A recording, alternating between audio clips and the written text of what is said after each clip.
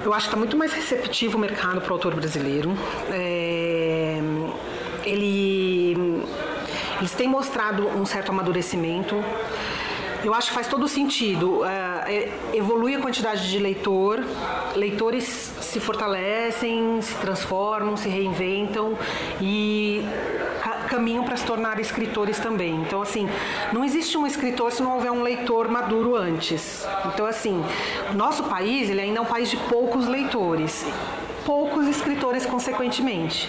Quando nossos leitores se aprimoram, consequentemente, os escritores se aprimoram.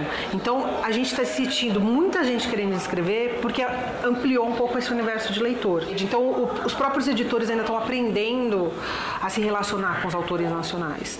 Tem aquela área de autores nacionais mais consagradas, que são os que escrevem bem, que gostam de aprimorar o estilo, que já são pessoas que, eventualmente, são jornalistas, ou enfim, viveram das letras um bom tempo e se lançam no mercado com um estilo. Os que a gente fala assim, esses que têm ido para Granta, já é uma outra abordagem, é um outro tipo de literatura, né? O mercado acaba falando de alta literatura. E o leitor fantástico, ele ainda é o leitor que eu acredito que o leitor e o escritor fantástico é esse que surgiu com o boom de Harry Potter. Isso é, claro, para mim é notório, assim, é uma linha que divide muito o mercado.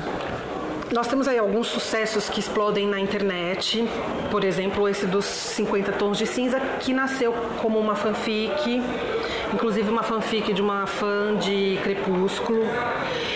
Isso mostra que algumas editoras têm que considerar, e às vezes não consideram, o que o leitor quer ler.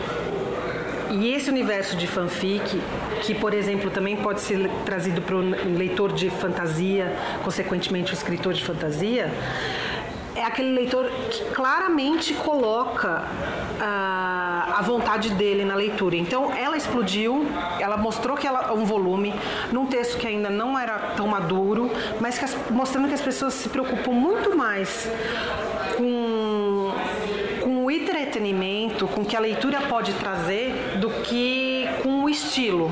Quer dizer, as pessoas, mesmo porque talvez a massa não seja a massa não é formatada para se aprimorar na linguagem. A massa usa a língua do dia a dia, a gente se comunica, a gente escreve errado. Então, assim, a massa não é uma massa crítica do ponto de vista de como opera a língua, de como a linguística, o estilo, a história da literatura. A massa, ela está preocupada com outra coisa.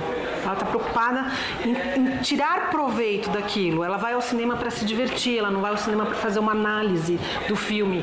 Ela vai ler um livro para se divertir, para que aquilo possa tocá-la de algum jeito. E o livro dos 50 Tons de Cinza, ele mostra um pouco isso, que as mulheres, enfim, que estão aí no mercado, elas querem falar de algumas coisas que às vezes não tem.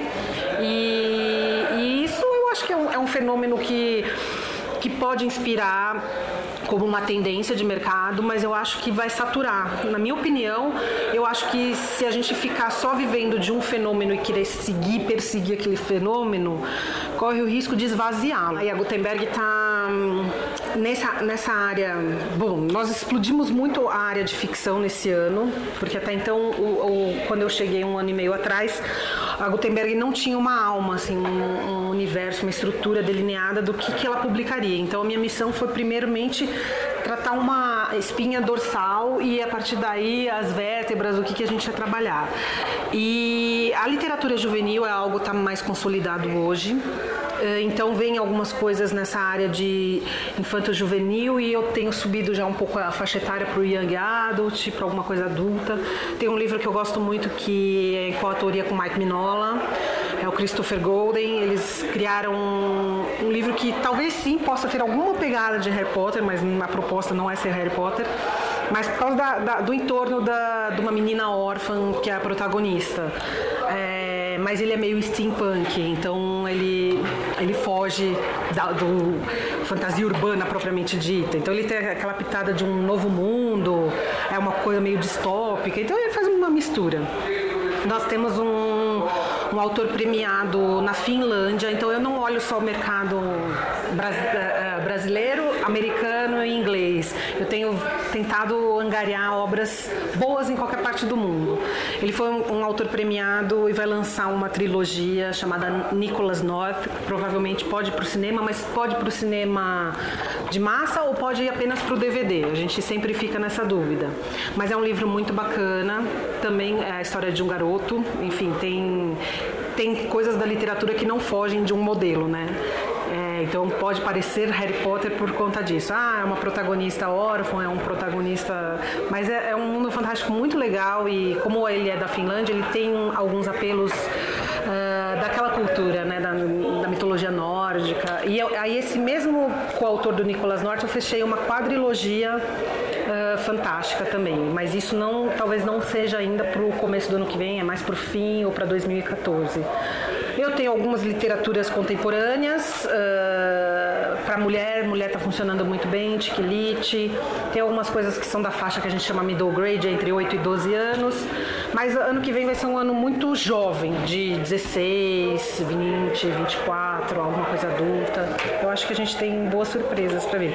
E nacionais a gente teve agora lançando o Douglas MCT, então a gente deve ainda aproveitar alguma coisa da série dele, Necrópolis. Ele já tem o Coletor de Alma. Temos o Felipe Castilho, que é uma grata surpresa, com uma mitologia nacional muito legal, um trabalho bem pesquisado. Então a gente vai ver se ele entra na grade ano que vem. Talvez ano que vem esteja um pouco menos nacional, os nacionais sejam mais nas continuações do que nos lançamentos. Mas eu espero ter uma grata surpresa ainda até o fim do ano e fechar o contrato ainda com uns 2 nacionais ricos aí. Então a gente está testando, a gente ainda pode dizer que está em teste. A gente esse ano tem uma reunião para finalizar o ano e avaliar o que tem agradado, para poder daí então ver o que essa coluna que eu montei de fato está fortalecida. Se a gente vai trazer outras coisas, se vai focar um pouco mais não ficção também, que o Gutenberg trabalha não ficção, tem boas não ficções, e na ficção o que está indo melhor, se é a própria fantasia, como a gente tem aberto para trabalhar, ou se não, literatura contemporânea, enfim, a tal da alta literatura, literatura adulta, thriller, que eu gosto muito também. Então tem ano que vem tem um thriller legal que chama Reaper, que reconta a história de Jack Stripador.